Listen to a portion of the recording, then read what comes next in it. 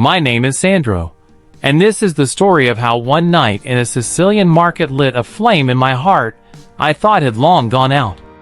It was August 2025, and I was 32, a zeytinyağı set Sicily in Palermo, where the days hum with heat and the nights burst with color.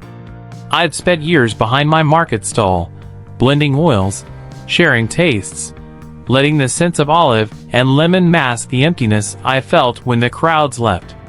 My hands could craft perfection, but they couldn't hold onto the warmth I craved, until that summer, when a stranger's smile changed my world. The Palermo night market was a whirlwind of life. Stalls piled with figs, cheeses, and spices, lanterns casting golden glows, music weaving through the air. I stood at my stall, pouring zeytinyağı into tiny cups, offering samples to passers-by. It was a busy night, the kind that kept loneliness at bay, but my heart was heavy, tired of fleeting conversations. I'd come out as gay at 25, built a life here, but love, real love, had always slipped through my fingers. Then he appeared. A man stopped at my stall, his camera slung around his neck, his eyes bright with curiosity. He was maybe 31, with tousled blonde hair, a lean frame, and a smile that felt like sunlight. He picked up a bottle of my lemon-infused oil, turning it in his hands. "This smells like summer," he said, his voice warm, accented, like he collected stories from a dozen countries. I smiled, used to compliments, but something in his gaze held me. "Try it," I said, offering a sample. He dipped bread into the oil, his eyes closing as he tasted it. "This," he said, "is art." My cheeks warmed, and I laughed, caught off guard. "I'm Theo," he said, leaning closer, his camera bumping the stall. "I'm Sandro," I replied, my usual reserve melting. He wasn't just another customer. He was present, like he saw me, not just my oils. He asked about my craft, how I blended flavors, and I found myself talking more than I had in years, about the groves, the harvest, the way zeytinyağı held memories. Theo listened, his eyes never leaving mine, and then he raised his camera. "Can I?" he asked. I nodded, suddenly shy, and he snapped a photo, the shutter clicking like a heartbeat. "You belong in this light," he said, showing me the shot, me, smiling, framed by lanterns. My breath caught. This wasn't just a moment. This was a spark. The market buzzed around us, but Theo's presence made it feel like we were alone. He lingered at my stall, asking questions about Palermo, the market, why I loved zeytinyağı. His curiosity wasn't polite. It was hungry, like he wanted to know every piece of me. I told him about my family's olive groves, how I'd left a desk job to follow this passion. He nodded, understanding, and shared his own story. A photographer, always chasing light, from Istanbul's bazaars to Havana's streets. "I capture moments," he said, "but I've never stayed long enough to live them." I poured him another sample, rosemary this time, and watched him savor it. "You should see the market through my lens," he said, his smile teasing. I hesitated. My stall was busy, but something in his voice pulled me. "Okay," I said, asking a neighbor to watch my table. We stepped into the crowd, Theo leading me through the stalls, his camera clicking, spices in heaps, old women laughing, kids chasing lanterns. He turned the lens on me again, catching me mid-laugh. "You're alive here," he said, showing me the photo, my eyes bright against the market's glow. We wandered deeper into the market, the air thick with grilled octopus and jasmine. Theo talked about his life, coming out at 23, leaving a conservative town, finding freedom in travel.